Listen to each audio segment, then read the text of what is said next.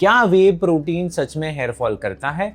अगर करता है तो कैसे? और अगर आप जिम करते हैं तो अपने बालों को कैसे बचाएं? ये वीडियो एंड तक देखिए, क्योंकि अगर आपने गलत कंक्लूजन निकाला तो या तो आप अननेसेसरीली प्रोटीन बंद कर देंगे या फिर असली वजह कभी ढूंढ ही नहीं पाएंगे। पहले ये समझते हैं वे प्रोटीन होता क्या है। बहुत लोग सोचते हैं कि वे प्रोटीन कोई केमिकल है जो फैक्ट्री में बनता है, लेकिन एक्चुअली ऐसा नहीं है।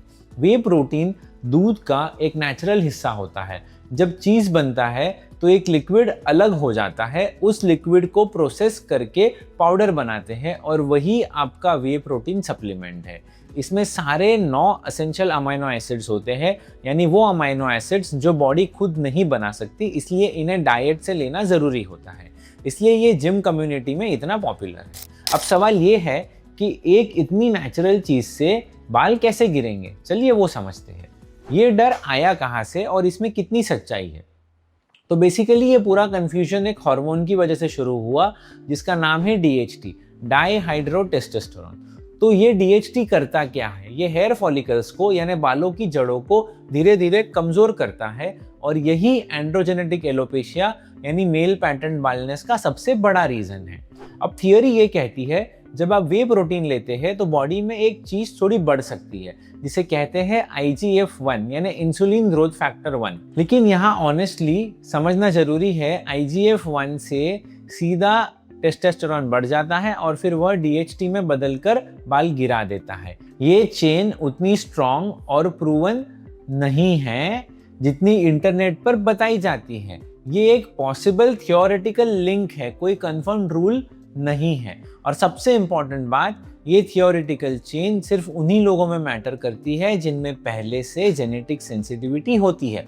मतलब जिनके फैमिली में पापा के या दादा के बाल गए हैं, उनके फॉलिकल्स DHT के लिए ज़्यादा सेंसिटिव होते हैं। अगर आपके फैमिली में किसी को बालनेस नहीं है तो ये बात आप पर लगभग अप्लाई ही नहीं होती है। तो क्या साइंस सच में ये प्रूव करता है? अब यहाँ मैं आपको बिल्कुल सीधी बात बता देता हूँ। कुछ क्लिनिशियंस ने अपने प्रैक्टिस में ऑब्जर्व किया है कि वे प्रोटीन का ज़्यादा रिफाइंड फॉर्म वे आइसोलेट थ्योरेटिकली DHT सेंसिटिव लोगों में थोड़ा ज़्यादा मैटर कर सकता है, लेकिन ये मेनली क्लिनिकल ऑब्जर्वेशन है। और सबसे इम्पॉर्टेंट लाइन ये है कि आज तक कोई बड़ी सॉलिड वेल डिजाइन स्टडी ये प्रूव नहीं कर पाई है कि एक हेल्दी पर्सन में जिसमें कोई जेनेटिक हेयर लॉस नहीं है, वे प्रोटीन से बाल गिरते हैं। वे प्रोटीन के 2 टाइप्स। एक छोटा लेकिन इंटरेस्टिंग फर्क, ये चीज बहुत कम लोग जानते हैं, इसलिए ध्यान से सुनिए। वे प्रोटीन मेनली 2 टाइप्स में आता है। पहला वे प्रोटीन कॉन्सेंट्रेट, ये लेस प्रोसेस्ड होता है, इसमें थोड़ा फैट और कार्ब्स भी होता है। दूसरा वे प्रोटीन आइसोलेट, ये ज्यादा रिफाइंड होता है, 90% से ज्यादा प्योर प्रोटीन।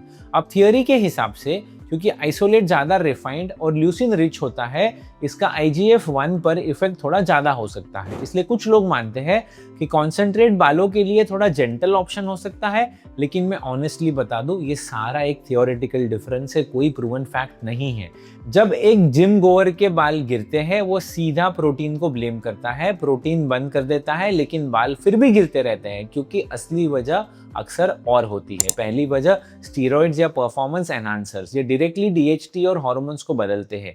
ये प्रोटीन से काफी ज्यादा बड़ा फैक्टर है। दूसरी वजह crash dieting, sudden calorie cut से टीलोजन इफ्लूवियम शुरू हो जाता है, जिसमें सारे बाल आपके स्ट्रेस में चले जाते हैं। तीसरी वजह vitamin, iron, zinc, vitamin D की कमी, स्पेशली रिस्ट्रिक्टिव या प्योर वेजिटेरियन डाइट्स में ये काफी कॉमन है। चौथी वजह नींद कम और स्ट्रेस ज्यादा। तो सोचिए, अगर ये सब रीजंस है और आपने सिर्फ प्रोटीन बंद किया तो क्या बाल गिरना बंद हो जाएंगे? बिल्कुल नहीं।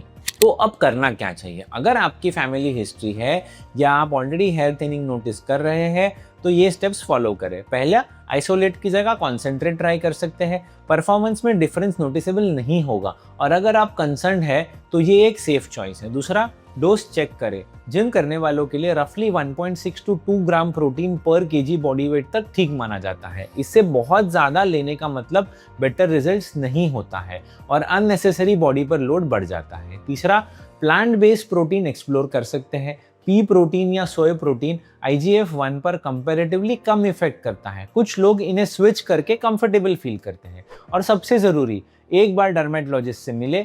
बिना प्रॉपर डायग्नोसिस के कोई भी चेंज करना एक हवा में तीर चलाने जैसा काम है। आप कंसल्टेशन के लिए डिस्क्रिप्शन में दिए गए नंबर पर भी डीएम कर सकते हैं। कुछ सिचुएशंस है जिसमें घर पर एक्सपेरिमेंट बंद करके सीधा डॉक्टर के पास जाना जरूरी है। अगर बाल सिर्फ टेम्पल्स पर या सर के ऊपर से जा रहे हैं, ये पैटर्न बालनेस का क्लियर साइन हो सकता है। अगर बहुत अचानक ज़्यादा हेयरफॉल आई हो तो ये किसी और मेडिकल कंडीशन का सिग्नल भी हो सकता है।